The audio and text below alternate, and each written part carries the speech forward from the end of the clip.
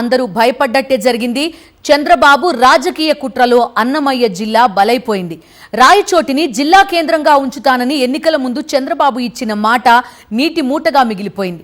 జిల్లాను 3 ముక్కలు చేస్తూ రాయచోటిని మదనపల్లి జిల్లాలో కలుపుతూ కూటమి సర్కార్ నిర్ణయం తీసేసుకుంది.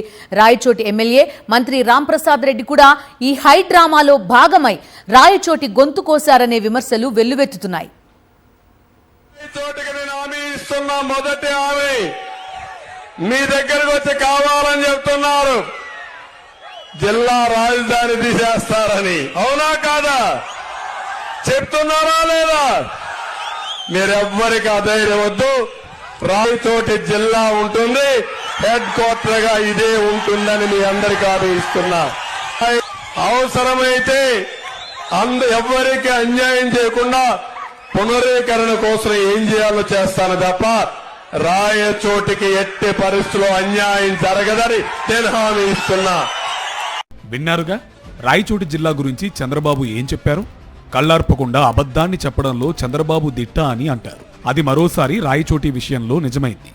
ఎన్నికల ముందు రాయచోటి జిల్లా కేంద్రంగా ఉంటుంది అంటూ హామీ ఇచ్చిన చంద్రబాబు నేడు అదే రాయచోటిని తీసుకుపోయి మదనపల్లి జిల్లాలో కలిపేశారు. అంతేకాదు రాజంపేటను వైఎస్ఆర్ జిల్లాలో, రైల్వే కోడూరును తిరుపతి జిల్లాలో కలుపుతూ అన్నమయ్య జిల్లానే లేకుండా చేస్తూ నిర్ణయం తీసేసుకున్నారు. స్థానిక ప్రజలు ఎన్ని ఆందోళనలు, బందులు, ర్యాలీలు నిర్వహించినా, కొందరు యువకులు ఆత్మహత్య యత్నాలు చేసినా చంద్రబాబు కరకు మనసు మాత్రం కరగలేదు.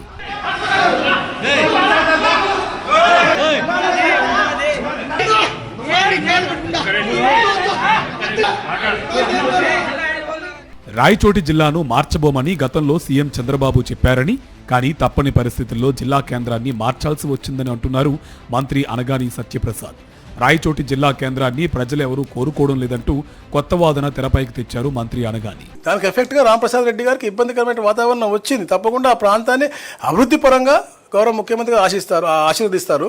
గౌరవ ముఖ్యమంత్రి గారు ఫీల్ అవుతా ఉన్నారు. నేను చెప్పాను కూడా గతంలో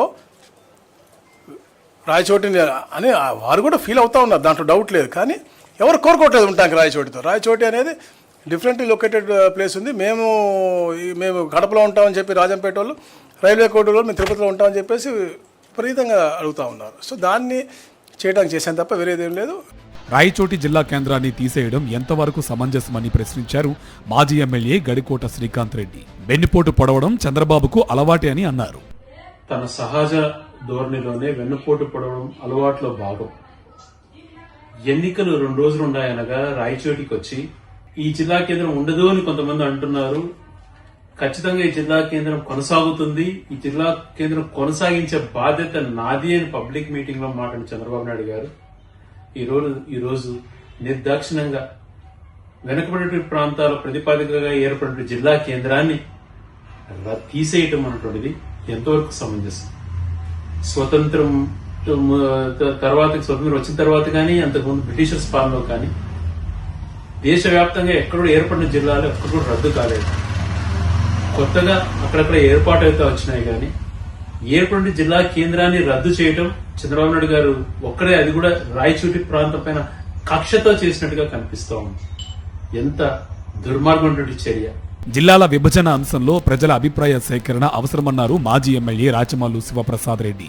ఓట్లకు, సీట్లకు అనుకూలంగా జిల్లాల విభజన చేయడం సరికాదన్నారు. ప్రభుత్వాలు మారగానే జిల్లాలు మారిస్తే ఇక హేతుబద్ధత ఎలా ఉంటుందని ప్రశ్నించారు. ప్రభుత్వాలు మారినప్పుడల్లా జిల్లాలు మార్చడం అనేది సబబు కాదు. దానివల్ల ప్రభుత్వాల మీద ప్రజలకు విశ్వాసం పోతుంది. రెండవది, మళ్ళీ రేపొద్దున వైఎస్ఆర్ పార్టీ వచ్చినప్పుడు మళ్ళీ అన్నమయ్య జిల్లా లేకుండా ఎట్లా పోతుంది? ఇంతే కదా. అప్పుడు ఏముంటుంది ప్రజలలో ప్రభుత్వాల మీద విశ్వాసము? అది పద్ధతి కాదు. ఒక ప్రభుత్వం అన్ని ఆలోచించి నిర్ణయం తీసుకొని రాజంపేట అన్నమయ్య జిల్లా చేసిన తర్వాత ఉండాలి. కనీసం 33,000 సంకీర్తనలను ఆ దేవదేవుడు వెంకటేశ్వర స్వామికి అంకితం చేసినటువంటి అన్నమయ్య ఆ జిల్లాలో ఆ ప్రాంతంలో పుడితే ఆయన పేరు పెడితే ఆయన పేరే కనుమరుగు అయిపోతుంది లేకుండా అంటే ఎంత అన్యాయం. ఇప్పుడు ఆయన పేరు ఉంటుంది అన్నమయ్య అనేది ఉండదు కదా. మరి నేను వెంకటేశ్వర భక్తుడు అంటాడు ఆయన చంద్రబాబు నాయుడు వెంకటేశ్వర భక్తుడే తిరుమల గనిసార్లు పోతా అని చెప్పినప్పుడు ఆ 7 కొండల వానికి అత్యంత ప్రియమైన వాడు అన్నమయ్య. 33,000 సంకీర్తనలు అంకితం చేసిన వాడు. ఆ దేవదేవుళ్ళు అట్లా ఊళ్ళలో అట్లా ఉయ్యాలలు ఊగించినాడు ఆయన తన సంకీర్తనలతో. మరి ఆయన పేరు పవిత్రమైన పేరు పెట్టకుండా అది తీసుకుని మళ్ళీ యాన్న పెట్టి ఇంకోటి చేస్తే ఇది భక్తుల మనోభావాలకు కూడా ఇబ్బంది, ఆ ప్రాంత ప్రజల మనోభావాలకు కూడా ఇబ్బంది. రాజకీయ కక్ష సాధింపులు, రెడ్ బుక్ విధానాల్లో భాగంగా రాజంపేట పార్లమెంటు నియోజకవర్గాన్ని కకావికలం చేయాలనే దురుద్దేశంతోనే చంద్రబాబు ఇలాంటి నిర్ణయం తీసుకున్నారనేది ఇప్పుడు స్పష్టమవుతుంది. ఎవరెన్ని అభ్యంతరాలు తెలిపినా, ఎన్ని ఆందోళనలు చేసినా చంద్రబాబు తన రాజకీయ ప్రయోజనాల కోసం తెగిస్తూ ప్రజా అభిప్రాయాన్ని మంటగలిపారనే విమర్శలు వెల్లువెత్తున్నాయి. శ్రీ వెంకటేశ్వర స్వామికి పరమ భక్తుడైన అన్నమయ్య పేరుపై ఉన్న జిల్లాను వైకుంఠ ఏకాదశి పర్వదిన సమయంలోనే లేకుండా చేయడం భక్తులు, ప్రజల మనోభావాలను దెబ్బతీయడమే తప్ప మరొకటి కాదని రాజకీయ విశ్లేషకులు, ఆధ్యాత్మికవాదులు అభిప్రాయపడుతున్నారు.